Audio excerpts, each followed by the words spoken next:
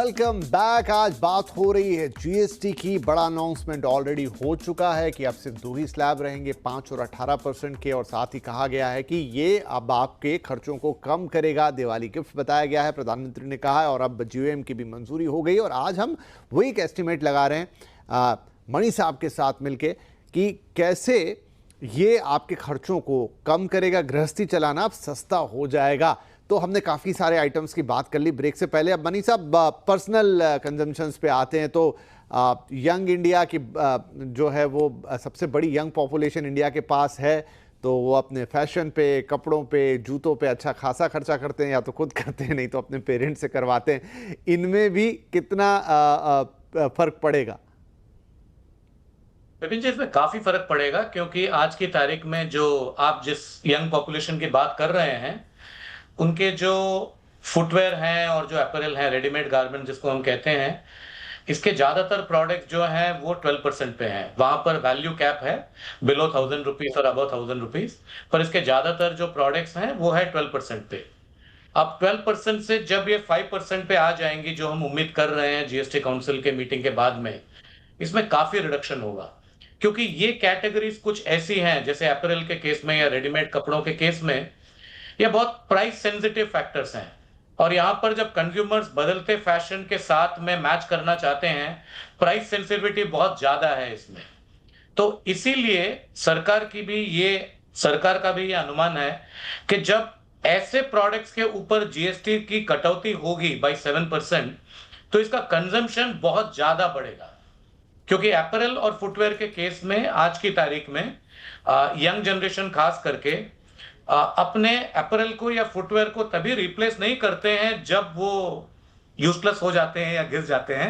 वो fashion trend के हिसाब से हर 6 महीने में, हर साल में 2 बार चेंज होते रहते हैं। तो जिसको कहते हैं हम प्रोपेंसिटी टू कंज्यूम, वो बहुत ज्यादा बढ़ जाएगी अभी जब जीएसटी की कटौती होगी इन प्रोडक्ट के ऊपर।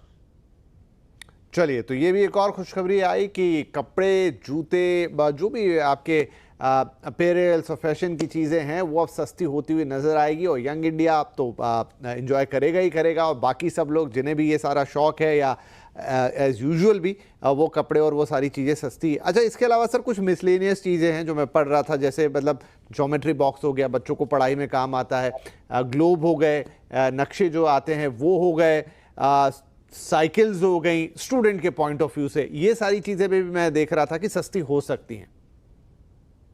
देखिए, ये अभी तक मतलब बहुत लोग नहीं समझ पाए कि जो स्टेशनरी के जो आइटम्स हैं, उसमें वो ज्योमेट्री बॉक्स वगैरह जो आपने कहा, वो सारे कैटेगरी में आते हैं स्टेशनरी आइटम्स। अब स्टेशनरी आइटम्स क्यों 12% पे थी, इसका अंदाजा लगाना थोड़ा मुश्किल है। शायद जिस वक्त जीएसटी बनी थी उस वक्त उन्होंने रेवेन्यू न्यूट्रल रेट निकाला होगा, और उसके हिसाब से शायद उसका जो निकटतम रेट था वो 12% था, इसलिए उन्होंने उस आइटम को उस रेट पे बैठाया। पर जो एजुकेशनल प्रोडक्ट्स हैं और जो स्टेशनरी प्रोडक्ट्स हैं, लॉजिकली तो वो एसेंशियल गुड्स हैं, उनका तो 5% में ही रहना बनता है। उनका तो किसी भी हालत में 18% में मूव होना या 12% में भी रहना लॉजिकल नहीं लगता है। जहां तक साइकिल का सवाल है, साइकिल तो कॉमन मैन आइटम है, खास करके रूरल पॉपुलेशन के लिए। बड़ी शहरों में तो आज की तारीख में गाड़ियां चलाने के लिए भी जगह नहीं है, इसलिए साइकिल का शायद उतना असर नहीं होगा। पर स्मॉलर और अर्बन, लेसर अर्बनाइज्ड एरियाज में जो साइकिल का महत्व जो पहले था वो अभी भी है, और उसके ऊपर तो 5% बहुत अच्छा रहेगा। लार्जर पॉइंट विपिन जी यहां पर यह है कि सरकार अब सोच रही है कि क्योंकि हम समृद्ध भारत की तरफ जा रहे हैं, हमें 2 चीज करनी है। एक तो जीएसटी को सिंप्लीफाई करनी है, जिससे ईज ऑफ डूइंग बिजनेस के तरफ हमारा अच्छा कंट्रीब्यूशन रहे। दूसरी बात यह है कि हम इसको एक्चुअली, मैं कहूंगा गुड एंड सिंपल टैक्स तो है ही, अभी ये extremely simple and very very good tax हो जाएगी। बहुत अच्छा, extremely simple and very very good tax. हाँ बिल्कुल उसी तरफ बढ़ रहा है। और मेरे ख्याल से हमने किचन, बाथरूम, आपके हाउस होल्ड चीज़ें और तमाम फैशन अपैरल्स और फिर पढ़ाई लिखाई की चीज़ें, तो यही तो वो चीज़ें हैं जो घर गृहस्थी में हमें काम आती हैं। और सारी चीज़ें ही अगर लग रहा है कि अपने स्लैब से उतर के नीचे आने वाली है, तो एक सिग्निफिकेंट बचत जो पीएम साहब भी कह रहे हैं कि दिवाली का तोहफा, वो शायद लोगों को महसूस होगी उनके मंथली स्पेंडिंग्स के अंदर।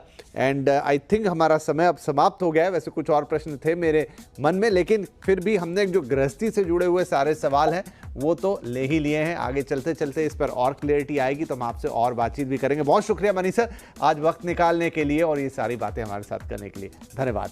नमस्कार।